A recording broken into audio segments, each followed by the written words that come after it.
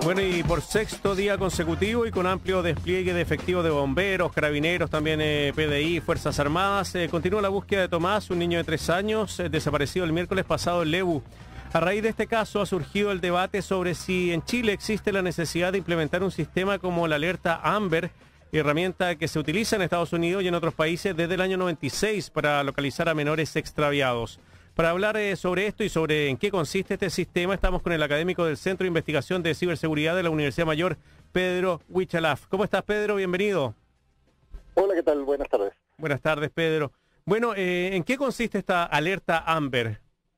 Mira, efectivamente es una tecnología que se utiliza sobre todo por las policías cuando hay peligro, por ejemplo, de un menor que ha sido extraviado o principalmente secuestrado, que es la figura, y lo que hace es sincronizar de inmediato en el entorno en el radio donde supuestamente está perdida la víctima para avisar tanto a los celulares como a televisores, incluso de estos mensajes de los caminos, para que la gente sepa que hay una persona, en este caso un menor de edad, con tales características, de tal forma que cualquier persona que está alrededor y tiene algún antecedente puede comunicarse directamente con la policía y entregar información.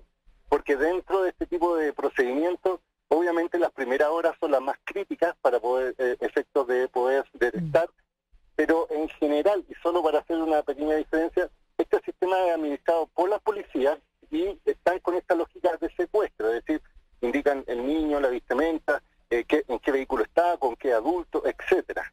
En el caso de Chile, por ejemplo, tenemos un sistema medianamente similar, que es el sistema de alerta de emergencia, que utiliza ONEMI, que lo utilizamos en casos de sismos, terremotos, y tiene la misma lógica de enviar un mensaje de alerta a través de los celulares, pero informando de eventos, y esto lo administra ONEMI. Entonces, si en Chile queremos implementar una tecnología similar, en primer lugar habría que crear una figura para que no solo ONEMI sea el responsable de esta información, sino que sea, en este caso, las policías, y habría que ampliarlo un poco a los dispositivos a los cuales se envía este mensaje, porque hoy día con el sistema de este mensaje del SAE se llega hasta 90 caracteres. En cambio, el sistema Amber de Estados Unidos, como yo te decía, se envía a los televisores, a celulares, se envía también a los letreros de las carreteras, y es una lógica que obviamente uno puede estudiar. Tendría que haber algunos cambios regulatorios y poder implementarse en nuestro país.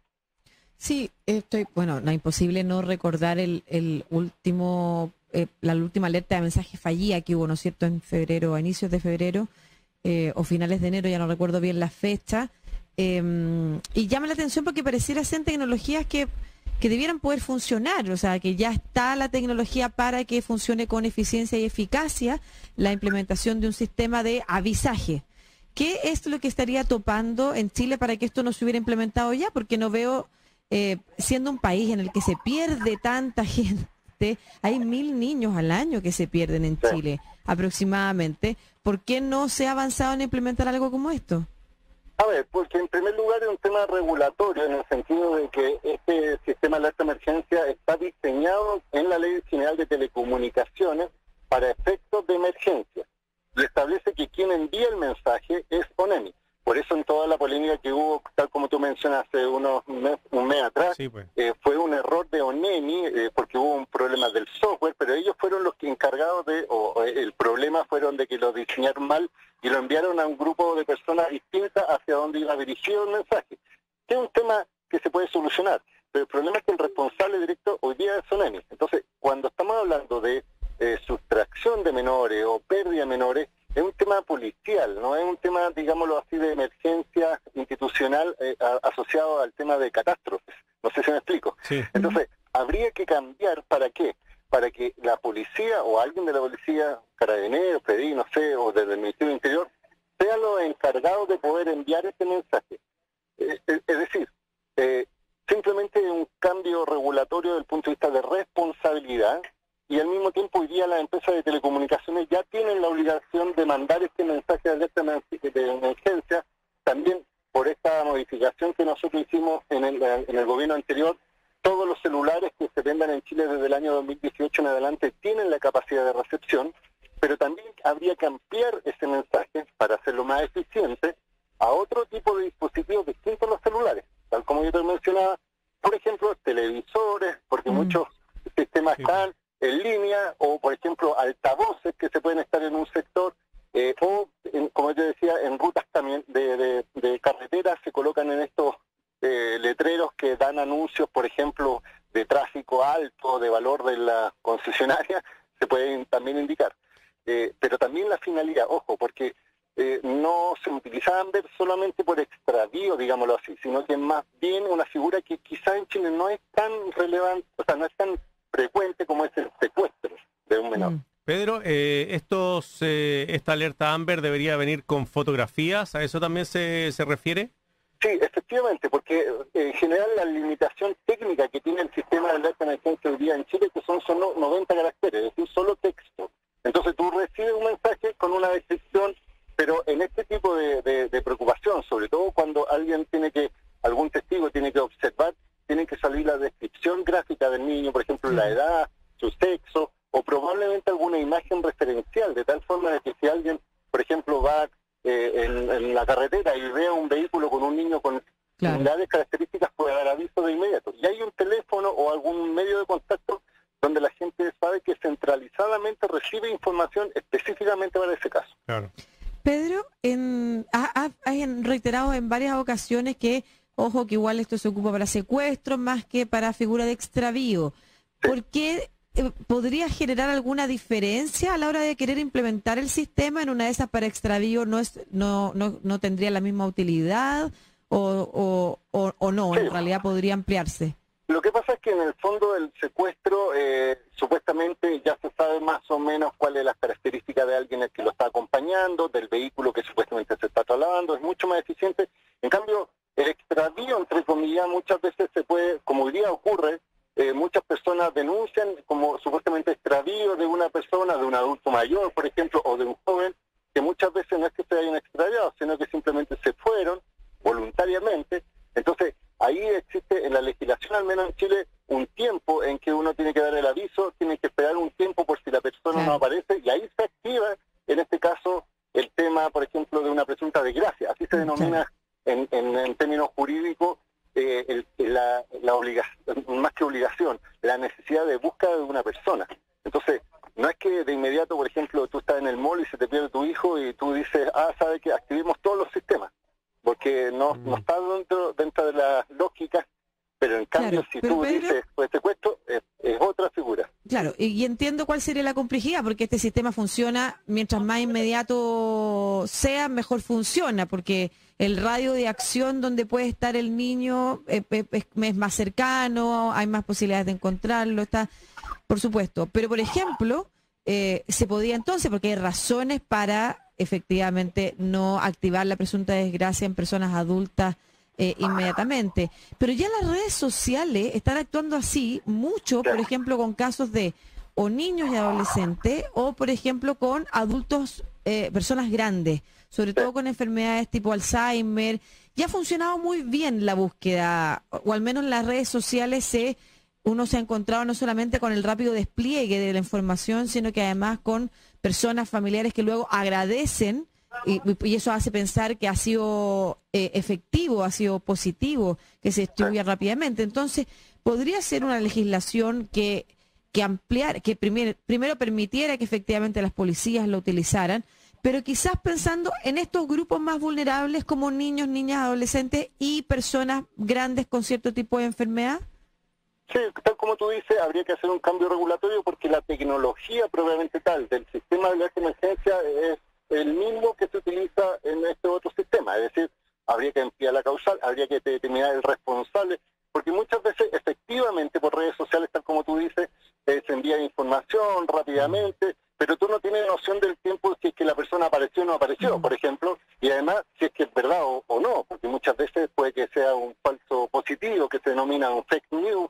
Decir que alguien, por ejemplo, cuando hay catástrofes dicen, aparecieron tantas personas fallecidas en tal lugar y resulta que era una noticia falsa. Entonces, yo siento que también hay que tener esa responsabilidad y obviamente las tecnologías están disponibles, simplemente hay que tener conciencia verificar la eficiencia de ese tipo de tecnología y finalmente, insisto, responsable, porque en definitiva tiene que haber alguien que recopile información en caso de que se envíe, alguien tiene que estar investigando y después desactivar esa alerta si es que en definitiva apareció y todos esperamos que aparezca, en este caso, por ejemplo, el menor. Pedro, pero me imagino que la alerta Amber se creó específicamente para niños, no para adultos, ni jóvenes, ni adolescentes. O sea, porque si estuviéramos una alerta Amber para cualquier persona, no sé cuántas personas se perderán en Chile al año, 30.000, 20.000 personas que no son ubicadas, entonces sería todo el día recibiendo un tipo de alerta y no conseguiría lo que busca, que es finalmente restringir en las horas siguientes a la desaparición de la persona, restringir el lugar, también comunicar, por ejemplo, a los vecinos, comunicar a las personas que estaban en ese mismo sitio la desaparición de un menor. Sí, mira, efectivamente hay que pensar que además estas tecnologías tienen la particularidad que tú lo puedes hacer georreferenciado, es decir, no es que se envíe una alerta a todo Chile respecto a una situación que está en un radio en específico. Claro. Porque esto está asociado con las antenas celulares, es decir, se manda un radio donde está la antena y todos los dispositivos celulares que están conectados a esa antena reciben el mensaje y otras que no lo van a recibir. Pero también hay que especificar la criticidad en este caso de la víctima, digámoslo así, porque en general los menores obviamente son mucho más vulnerables que un adulto que sea, por ejemplo, extraviado, es más resistente, digámoslo así, en el tiempo. Entonces yo siento que hay que visualizar bien, mirar lo que están haciendo en otros países en forma comparada, pero si uno dijera, está la tecnología disponible, el PAE al menos sí está disponible para enviar de emergencias específicas. Claro, y de repente también salirnos de la alerta Amber y preguntarte qué otros sistemas en Chile hay en el mundo que te parece que podrían ser interesantes de revisar. Mira, hay sistemas más bien tecnológicos, como por ejemplo lo que ocurre en Japón. En Japón está vinculado, por ejemplo, con los televisores y con los canales de televisión e incluso con las radios. De tal forma de que, por ejemplo, si tú tienes un televisor apagado en stand-by, se prende automáticamente la tele y aparece una franja y dando anuncios respecto, por ejemplo, que viene un tsunami. Esto también está asociado con muchas sirenas que están automáticamente integrados o otros sistemas. Por ejemplo, en Japón, los trenes de alta velocidad apenas tienen un sistema de emergencia, se desactivan los trenes y frenan. Es decir, están coordinados distintos dispositivos para que hagan acciones distintas a avisar, sino que para proteger a las personas. Entonces, acá en Chile, al menos, por ejemplo, el sistema de televisión no está integrado. Las radios también muchas veces se estaban estableciendo de que tuvieran algún tipo de receptor, de tal forma de que, por ejemplo, estamos ahora conversando y se interrumpa la conversación y aparezca un mensaje especial diciéndole a la gente algún evento. Entonces, todo eso requiere primero coordinación, también tiene el costo desde el punto de vista de que tiene que implementarse y al mismo tiempo hacer alguien responsable de que este sistema esté integrado, porque podría pasar lo que pasó, de repente falla en el sistema que alertan a personas frente a situaciones que no son reales. Pedro Huichalaf, él es académico del Centro de Investigación de Ciberseguridad de la Universidad Mayor, conversando con nosotros sobre este interesante tema, la alerta Amber por la desaparición de menores de edad. Muchas gracias, Pedro. No, muchas gracias a usted. Hasta luego. Hasta luego. Un abrazo. Yo que soy fanático de la serie y película gringa, Lucía, sí. La alerta Amber se ocupa en casi capítulo por medio en algunas series, pero claro, ahí lo que decía Pedro es muy relevante, el tema de que sea muy oportuno, que la desaparición se informa inmediatamente y se pone esta alerta y como decía él, claro, aparecen en las pantallas de televisión, en los celulares, la cara, el rostro de la fotografía de la persona desaparecida. Y ¿sabes qué? También dejar de generalizar en algunas políticas públicas como esta, porque poder tener, por ejemplo, perspectiva de infancia o perspectiva de género, te permite también activar tecnologías distintas o actuaciones distintas. Y te lo digo por cuánto se demora, por ejemplo, en efectivamente considerarse presunta desgracia. Sí, pues. En muchos casos, y por ejemplo, si tú estás hablando de una adolescente, que a mí me tocó investigar una vez un caso, una adolescente que salió en la mañana al colegio con uniforme y se demoraron 2 días en activar la presunta desgracia, con muy poca respuesta, y tú ya conoces, hoy tienes investigaciones como para que la policía tuviera otras herramientas o formas de actuar cuando se trata, por ejemplo, de un peligro de género. O sea, es importante porque nosotros tenemos no solamente una mirada que es como generalizada para todos, así como cuando es presunta desgracia en el caso de los adultos, por ejemplo. Y es distinto el tema de la violencia de género, por ejemplo. Claro. Y también tenemos no solamente una forma nomás de actuar como si todos fuéramos una masa homogénea, sino que además tenemos sesgos. Y eso hace que cuántas veces vimos que la desaparición de adolescentes, por decirlo, para que se entienda de quién hablo, era poco interesante para las policías porque se daba por hecho que eran niñas que se habían ido a prostituirse en alguna parte, como pasó en el caso de Alto Hospicio. Entonces es importante ponerle esas perspectivas también a la hora de pensar las tecnologías. Son las 12:37 de la tarde, estás en Estación Central de Radio